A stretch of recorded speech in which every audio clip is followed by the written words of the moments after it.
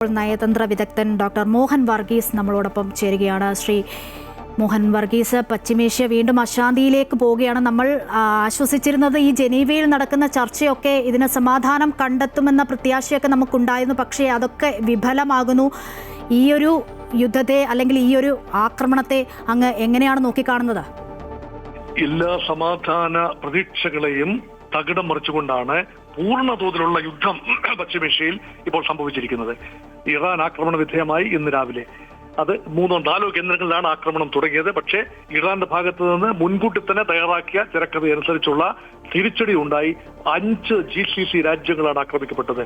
Saudi Arabia, UAE, Qatar, Bahrain, ഈ രാജ്യങ്ങളെല്ലാം തന്നെ ആക്രമിക്കപ്പെട്ടു. കുവൈറ്റ് ഉൾപ്പെടെയുള്ള രാജ്യങ്ങൾ ആക്രമണ വിധേയമായി എന്ന് പറയുമ്പോൾ ഏതാണ്ട് സമഗ്രമായ, ഇറാൻ മുൻപ് ഭീഷണിപ്പെടുത്തിയതുപോലെ സമഗ്രമായ ഒരു ആക്രമണം തന്നെയാണ് ആ മേഖലയിലെ ഏതാണ്ട് എല്ലാ രാജ്യങ്ങളും അഫക്റ്റഡ് ആകുന്ന രീതിയിൽ ലക്ഷക്കണക്കിന് ജനങ്ങൾ, പ്രവാസി ഇന്ത്യക്കാർ ഉൾപ്പെടെ ലക്ഷക്കണക്കിന് പേർക്ക് ആശങ്കകൾ വാരി വിതറിക്കൊണ്ട് വൻപൻ ആക്രമണം തന്നെയാണ് നടക്കുന്നത്.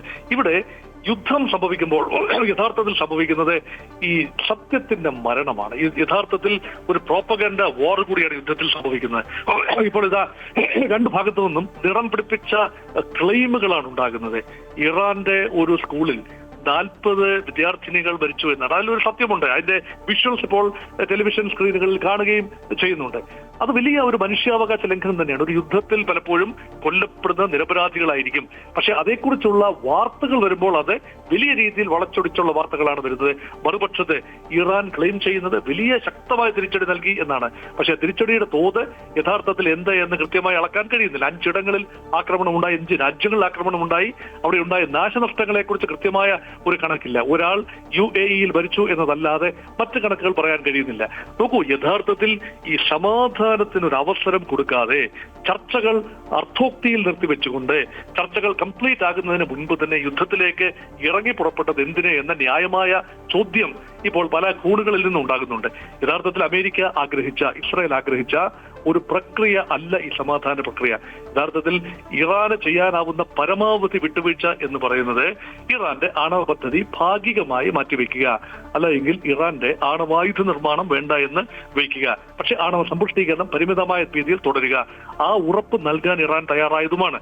രേഖാമൂലം ആ ഉറപ്പ് ജനീവയിൽ വെച്ച് നടന്ന 3ാം റൗണ്ട് സന്ധി സംഭാഷണത്തിൽ ഇറാന്റെ പ്രതിനിധി അബ്ബാസ് അരാക്ചി എന്ന ഇറാൻ വിദേശകാര്യമന്ത്രി അമേരിക്കൻ പ്രതിനിധിയായ സ്റ്റീവ് വിറ്റ്കോഫിനും ജാരഡ് കുഷ്നർക്കും നൽകിയതാണ്. പക്ഷെ അത് സ്വീകാര്യമാകും എന്ന് കരുതാനാവില്ല. അമേരിക്ക അതേക്കുറിച്ച് അഭിപ്രായ പ്രകടനങ്ങൾ പറഞ്ഞില്ല.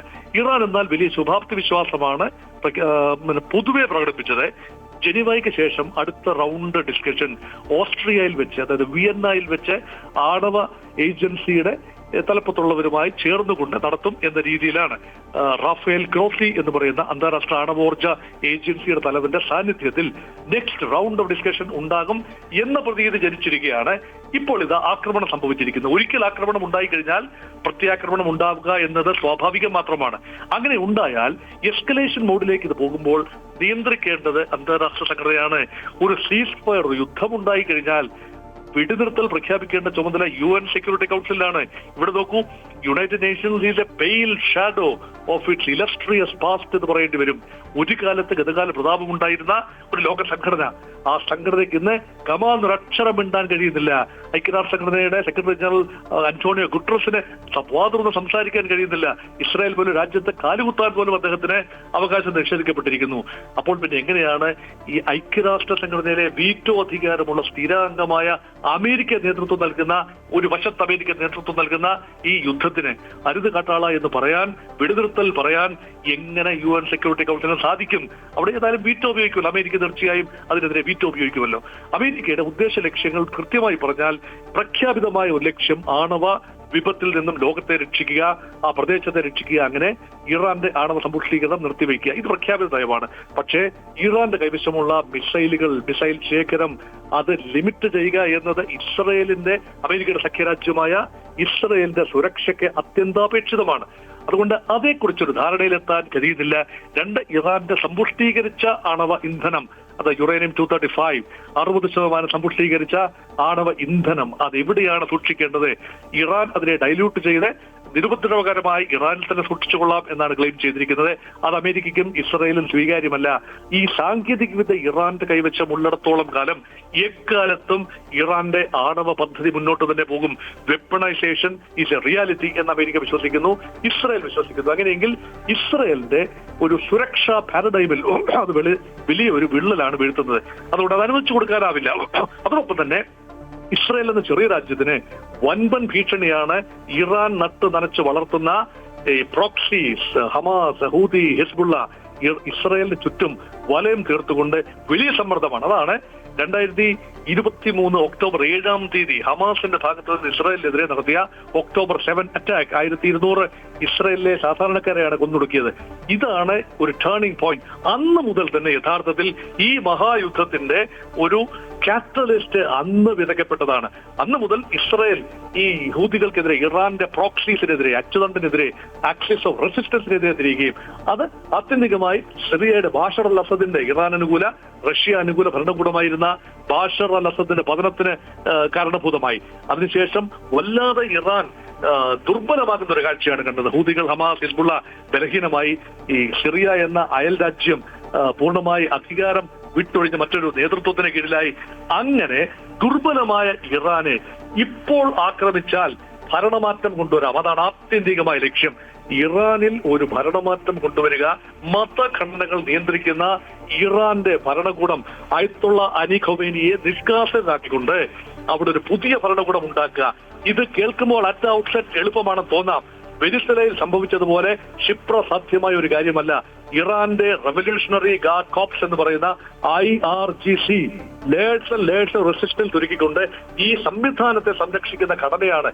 ആ ഘടനയെ മാറ്റിക്കൊണ്ട് കാര്യമായ റെസിസ്റ്റൻസ് ഇല്ലാതെ ഒരിക്കലും ഒരു ഭരണകൂടം മാറാൻ സാധിക്കില്ല എന്നത് പൊതുവെയുള്ള അറിവാണ്. പക്ഷേ America is giving it a chance. ഖൊമേനിയുടെ ഓഫീസ് ആക്രമിക്കപ്പെട്ടു എന്ന വിവരമാണ് ഏറ്റവും വൈകി വരുന്നത്. അയത്തുള്ള അലി ഖൊമേനിയുടെ ഓഫീസ് ആക്രമിക്കപ്പെട്ടു. ഇറാന്റെ പ്രസിഡന്റ് മസൂദ് പെസഷ്കിയാന്റെ ഭവനം ആക്രമിക്കപ്പെട്ടു. ഒരുപക്ഷെ ഇറാന്റെ പരമോന്നത നേതാവ് സുരക്ഷിതമായ ഒരിടത്ത് ബങ്കറിൽ കഴിയുന്നുണ്ടാവാം. ഈ ആക്രമണം ഏത് നിമിഷവും പ്രതീക്ഷിച്ചതാണ്. അമേരിക്കയുടെയും ഇസ്രായേലിന്റെയും ഒരു രീതിശാസ്ത്രം വെച്ച് നോക്കിയാൽ ഇറാന്റെ പരമോന്നത നേതൃത്വത്തെ, സൈനികവും സിവിലിയനുമായ നേതൃത്വത്തെ ടാർഗറ്റ് ചെയ്യുക എന്നത് എക്കാലത്തെയും ഒരു നയമാണ്. അങ്ങനെയാണ് മുൻകാലങ്ങളിൽ സംഭവിച്ചത്. അതിന് സമാനമായ രീതിയിൽ സംഭവിക്കും എന്ന് കൃത്യമായ അറിവുണ്ട് ഇറാനെ സംബന്ധിച്ചിടത്തോളം. അതുകൊണ്ട് ഇപ്രാവശ്യം വേണ്ട പ്രിക്കോഷൻസ്, മുൻകരുതലുകൾ ഇറാൻ എടുത്തിരിക്കാനുള്ള എല്ലാ സാധ്യതയും ഇവിടെ കാണുന്നു. അതുകൊണ്ടാണ് ഇറാന്റെ ഭാഗത്ത് നിന്ന് ഒരു ചെറുത്തുനിൽപ്പുണ്ടാവുകയും 5 ഗൾഫ് രാജ്യങ്ങളാണ്, GCCയിലെ 5 രാജ്യങ്ങളാണ് ആക്രമിക്കപ്പെട്ടിരിക്കുന്നത്. ഒരേ സമയം തന്നെ സൗദി അറേബ്യ, UAE അബുദാബി പ്രദേശം, അതൊക്കെ എണ്ണസമ്പുഷ്ടമായ പ്രദേശമാണ്. ഖത്തർ ആക്രമിക്കപ്പെട്ടു. അമേരിക്കയുടെ ഏറ്റവും വലിയ വ്യോമതാവളമുള്ളത് ഖത്തറിലാണ്. അതുപോലെ അമേരിക്കയുടെ വലിയ നാവിക താവളമുള്ളത് ബഹ്റൈനാണ്. ബഹ്റൈനിലെ മനാമ ആക്രമിക്കപ്പെട്ടു.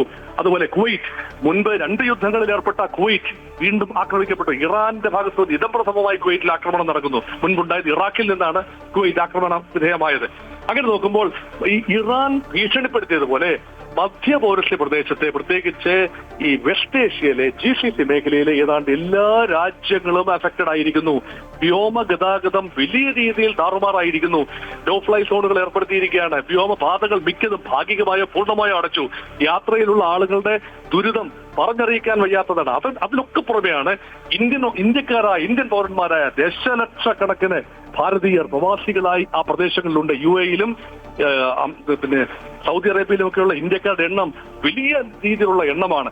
ഇവരെല്ലാം ഏതെങ്കിലും കാരണവശാൽ എസ്കലേഷൻ മോഡിലേക്ക് യുദ്ധം പോവുകയാണെങ്കിൽ ഈ ആളുകളെ ഒഴിപ്പിക്കാനുള്ള ദൗത്യം ലോകത്തെ ഏറ്റവും വലിയ ഒഴിപ്പിക്കൽ ദൗത്യമായി മാറാനുള്ള സാധ്യതയുണ്ട്. സാധ്യത മാത്രമാണ്, അങ്ങനെ സംഭവിക്കുമെന്ന് പറയാൻ ഞാനാണല്ല. പക്ഷേ യുദ്ധം അടുത്ത ഘട്ടത്തിലേക്ക് പോവുകയും വ്യാപകമായ നാശനഷ്ടങ്ങൾ ഉണ്ടാവുകയും, ഇപ്പോൾ നാശനഷ്ടങ്ങളുടെ തോത് പൂർണ്ണമായി അളക്കാൻ കഴിഞ്ഞിട്ടില്ല.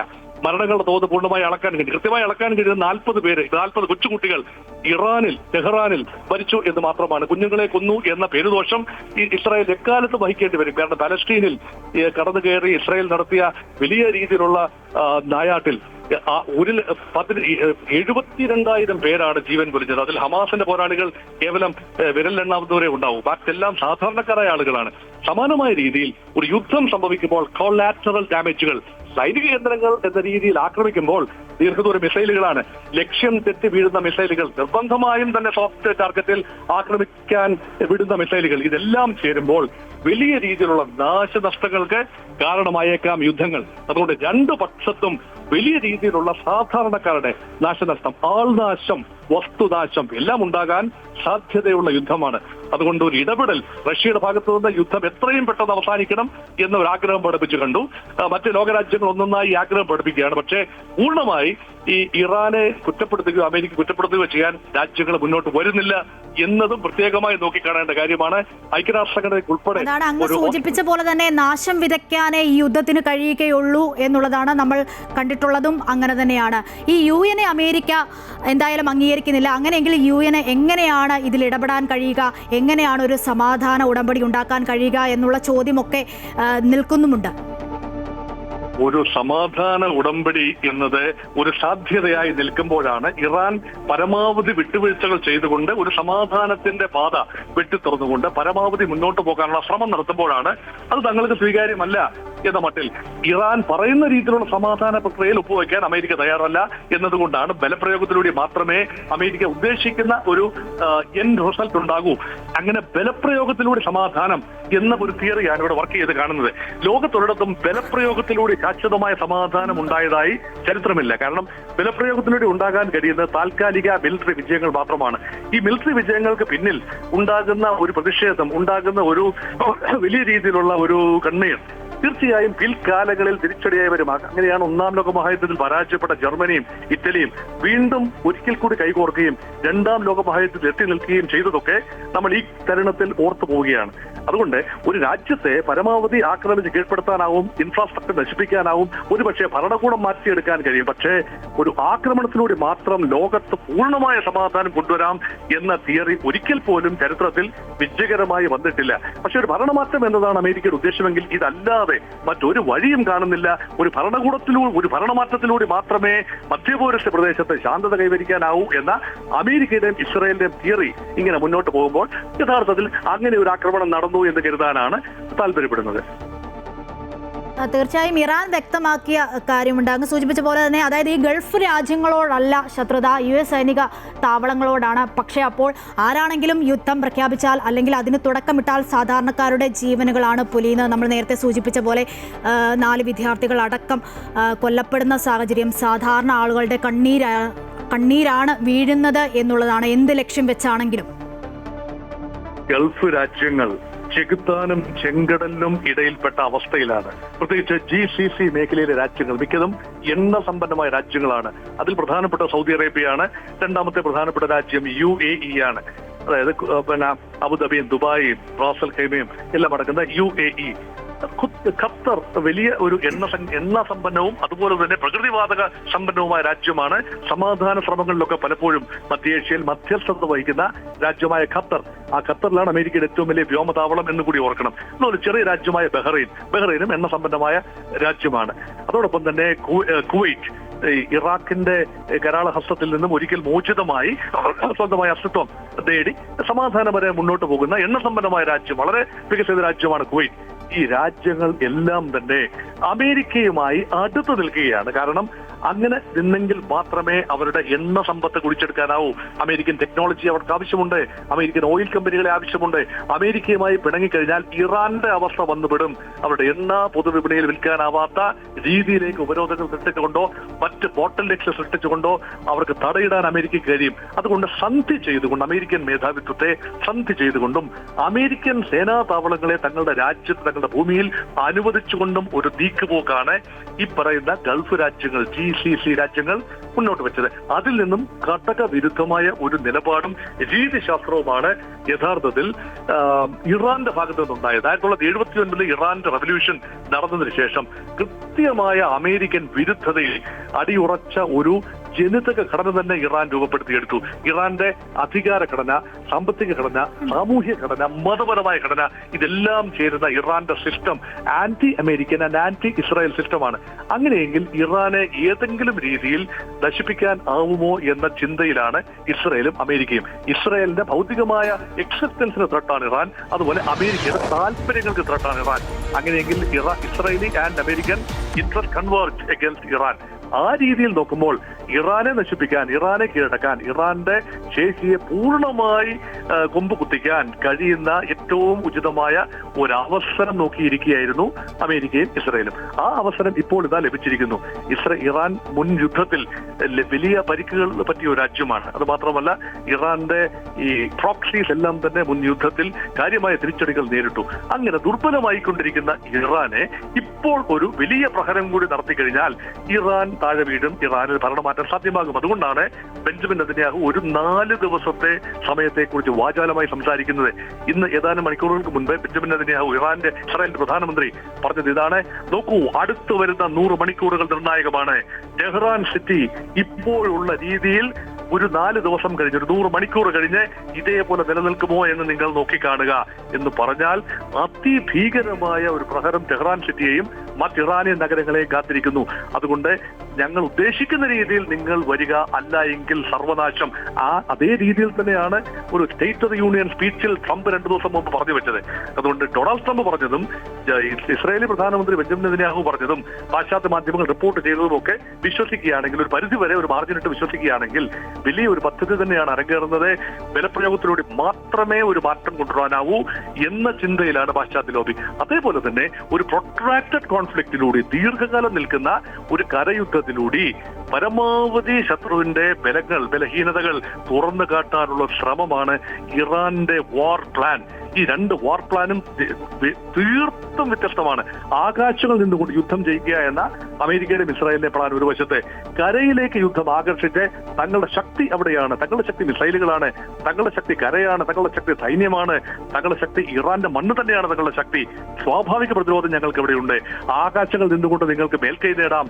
പക്ഷെ യുദ്ധം ആത്യന്തികമായി ജയിക്കുകയും ഭരണമാറ്റം ഉണ്ടാവുകയും ചെയ്യണമെങ്കിൽ താഴെ ഗ്രൗണ്ടിൽ ഇറങ്ങി വരേണ്ടി വരും. അവിടെ തങ്ങൾക്ക് തന്നെയാണ് മേൽക്കൈ എന്ന ഒരു രീതിയിലാണ് ഇറാൻ മുന്നോട്ട് പോകുന്നത്. ഈ 2 രീതിശാസ്ത്രങ്ങൾ തമ്മിലുള്ള പോരാട്ടം കൂടിയാണ് ഇപ്പോൾ നടന്നുകൊണ്ടിരിക്കുന്നത്.